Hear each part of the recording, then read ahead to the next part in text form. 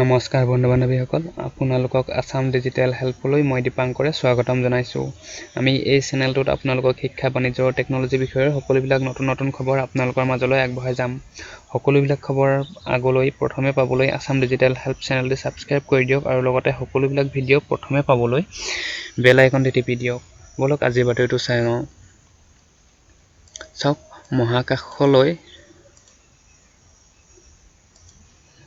মহাকাশলৈ যাবলৈ প্ৰস্তুত ভিঅ'মিত্ৰা। চাওক, আমি বাতৰিটো চাই লওঁ বলক। 2021 শেষৰ ভাগলৈ তথা 2022 প্ৰথম ভাগলৈ ভাৰতীয় মহাকাশ গৱেষণা সংস্থা চমুকৈ ইছৰোৱে মহাকাশলৈ প্ৰেৰণ কৰিব গগনযান। এই মিছনক লৈ কোনো ধৰণৰ আসোঁৱাহ ৰাখিব বিচৰা নাই গৱেষণা সংস্থাটোৱে। মহাকাশৰ সকলো প্ৰক্ৰিয়া পুংখানুপুংখভাৱে অধ্যয়ন কৰিবলৈ গগনযানৰ পূৰ্বেই 2020 চনত মহাকাশলৈ ইছৰোৱে পঠিয়াব ভিঅ'মিত্ৰাক। ইয়াৰ বাবে প্ৰস্তুতি অব্যাহত ৰাখিছে মহাকাশ সংস্থাটোৱে। 2020ত কোনো লোকে মহাকাশলৈ যাত্ৰা কৰাৰ পূৰ্বেই ভিঅ'মিত্ৰাক পঠিয়াবৰ বাবে ব্যৱস্থা হাতত লৈছে ইছৰোৱে। উল্লেখ্য যে ইছৰোৱে 2022 চনত মহাকাশলৈ কোনো লোকক পঠিওৱাৰ বাবে প্ৰচেষ্টা অব্যাহত ৰাখিছে।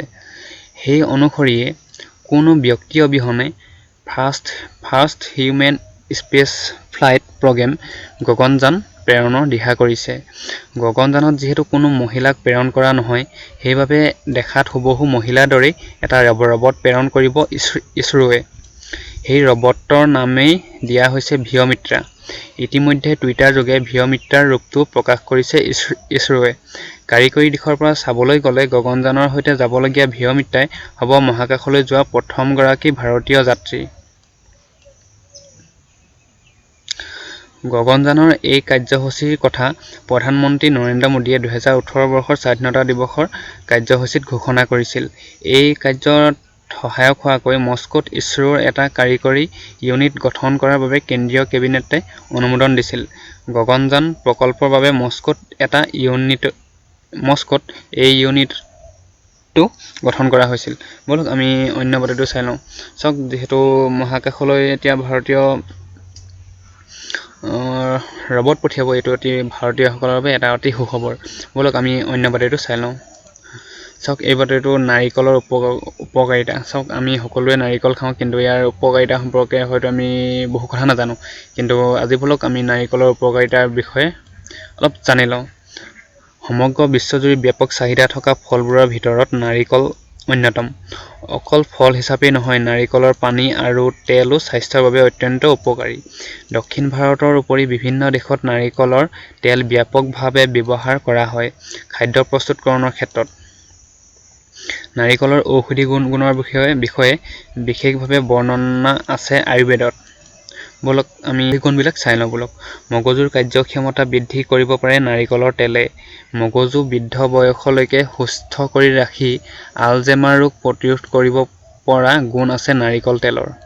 হৃদযন্ত্ৰ সুস্থ কৰি ৰখাৰ ক্ষেত্ৰত বিশেষ ভূমিকা ল'ব পাৰে নাৰিকলে।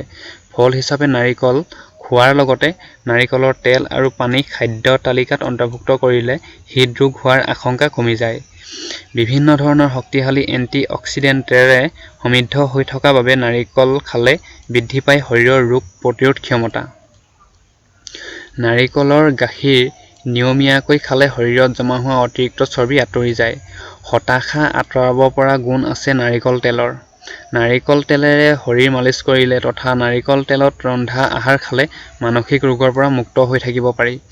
নাৰিকলৰ পানীয়ে শৰীৰৰ বাবে প্ৰয়োজনীয় বিভিন্ন উপাদান তথা পুষ্টি আগবঢ়াব পাৰে। নিয়মীয়াকৈ নাৰিকলৰ পানী খালে স্নায়ু আৰু মাংসপেশী সবল হৈ থাকে। ছাল আৰু চুলিৰ বাবে বিশেষভাৱে উপকাৰী নাৰিকল তেল। মধুমেহ ৰোগীৰ বাবেও নাৰিকল উপকাৰী বুলি চিকিৎসা সম্পৰ্কীয় বিভিন্ন গৱেষণাৰ জৰিয়তে স্পষ্ট হৈছে। তেন্তে বন্ধু বান্ধৱীসকল, আমি নাৰিকল সাধাৰণতে খাই থাকোঁ বা ব্যৱহাৰ কৰি থাকোঁ, নাৰিকল তেলেই হওক, কিন্তু আজি আমি নাৰিকলৰ কিছুমান ঔষধি গুণো গম পালোঁ। তেনেহ'লে বন্ধু বান্ধৱীসকল, আজিৰ বাতৰিকেইটা এইকেইটাই আছিল। আজিলৈ আপোনালোকৰ মাজৰ পৰা বিদায় মাগিছোঁ। আগলৈ এনেদৰে আমি শিক্ষা, বাণিজ্য আৰু টেকন'লজিৰ বিষয়ে নতুন খবৰ আপোনালোকৰ মাজলৈ আনি থাকিম। সকলোবিলাক খবৰ প্ৰথমে পাবলৈ আসাম ডিজিটেল হেল্প চেনেলটি ছাবস্ক্ৰাইব কৰি দিয়ক আৰু লগতে বেল আইকনটি টিপি দিয়ক আৰু এই ভিডিঅ'টি লাইক কমেণ্ট শ্বেয়াৰ আৰু ছাবস্ক্ৰাইব কৰিবলৈ নাপাহৰিব ধন্যবাদ জয় আই অসম